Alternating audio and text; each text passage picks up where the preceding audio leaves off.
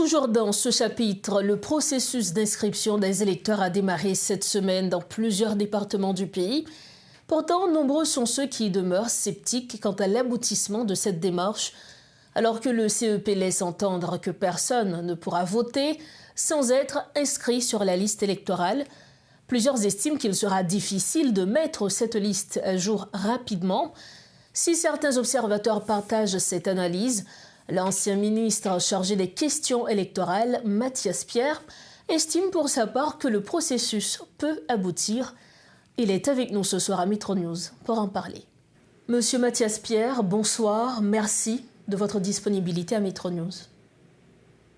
Bonsoir et je salue tous les auditeurs et particulièrement les téléspectateurs, téléspectatrices, internautes de Métropole. C'est un plaisir d'être avec vous ce soir. Le Conseil électoral provisoire a lancé cette semaine l'enregistrement des électeurs. Plusieurs acteurs politiques sont plutôt sceptiques. Ils doutent de la réussite d'une telle démarche. Monsieur Mathias Pierre, est-ce que vous êtes plutôt optimiste quant à la réussite d'une telle démarche?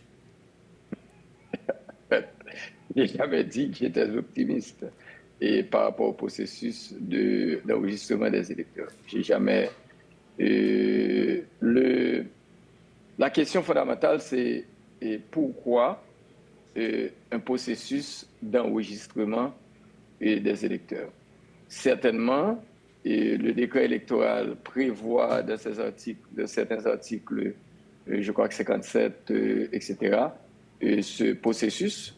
Mais c'est un processus qui va être compliqué pour le CEP et c'est un processus, de mon avis, qui va être un échec et pour plusieurs raisons, et dont l'une de ces raisons, depuis quelque temps, la dernière fois qu'on a eu 2 millions de personnes à sortir pour aller voter, c'était en 2000. Depuis les élections de 2011, les élections de 2015, on a eu un maximum de 1,2 million de personnes à se déplacer de chez eux pour aller voter pour différentes raisons.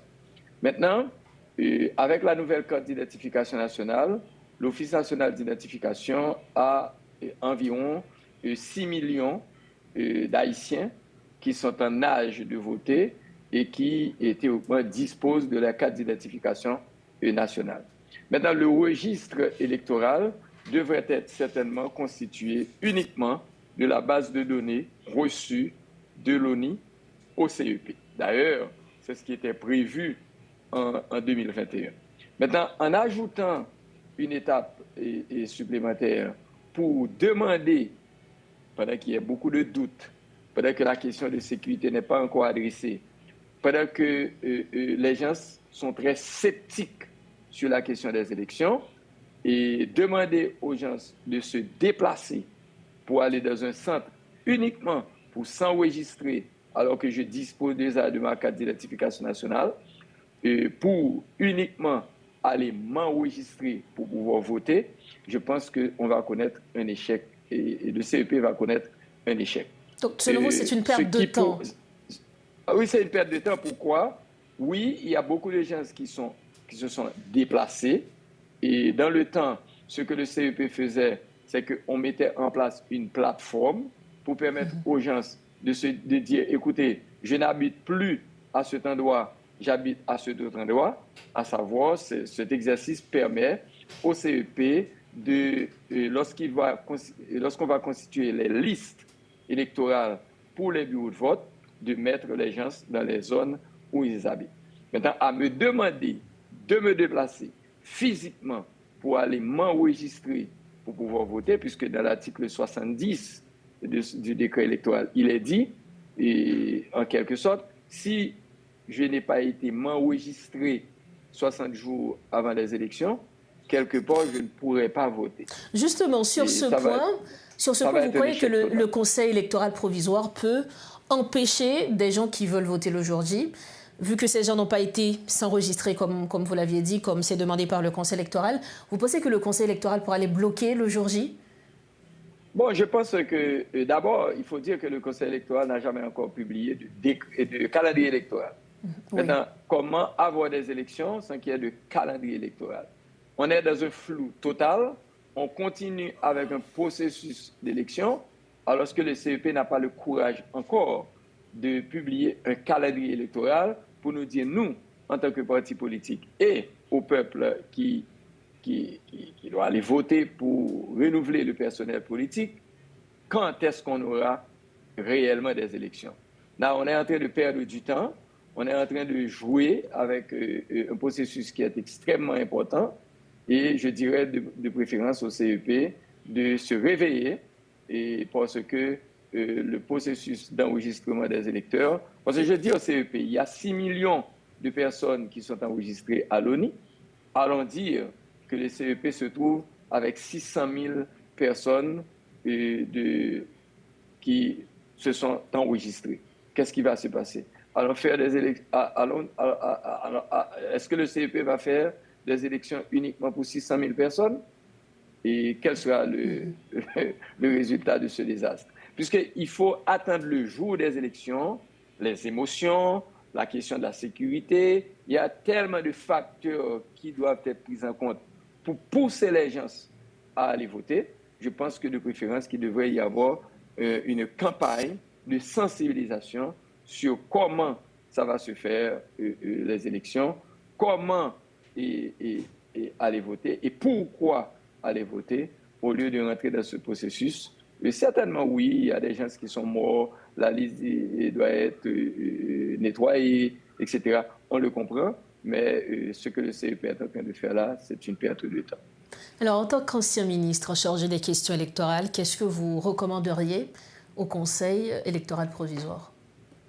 Bon, peut-être le CEP est autonome.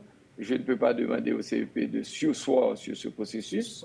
Et seulement, ils ont voulu faire une expérience. Ils vont constater de par eux-mêmes que l'expérience n'a pas donné de résultat. Ça va être un échec. Et à ce moment-là, ils vont se réveiller et pour publier le calendrier électoral et certainement procéder comme dans le temps on avait procédé pour la réalisation des élections. Alors, parce que je dois certainement dire qu'il y a une nouvelle carte d'identification nationale.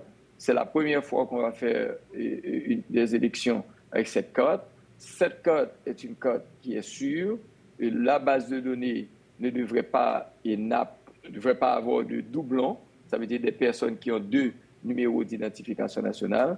Ça suffit au CEP pour mettre en place une plateforme en ligne pour demander aux gens qui se sont déplacés de leurs environnements pour différentes raisons et que cela se passe, de tout simplement monter sur le site du CEP pour changer leurs adresses. Et ça s'arrête là. Mais demander aux gens d'aller dans des bureaux de vote pour aller s'enregistrer pour pouvoir voter, avec un article 70 qui dit « Si je n'ai pas été dans un bureau de vote pour m'enregistrer, je ne pourrai pas voter. » Ça veut dire que je ne vais pas faire partie de la liste électorale. Je pense que c'est une erreur. Le CEP va se rendre compte de son échec. Alors qu'on évoque la question du temps, certains aussi parlent du coût économique justement d'une telle démarche. Bon, certainement, ça veut dire pour le moment, on ne sait pas quand on va avoir des élections. Ce n'est pas certain qu'on va avoir des élections. En fait, moi, je suis certain qu'il ne va pas y avoir d'élections cette année.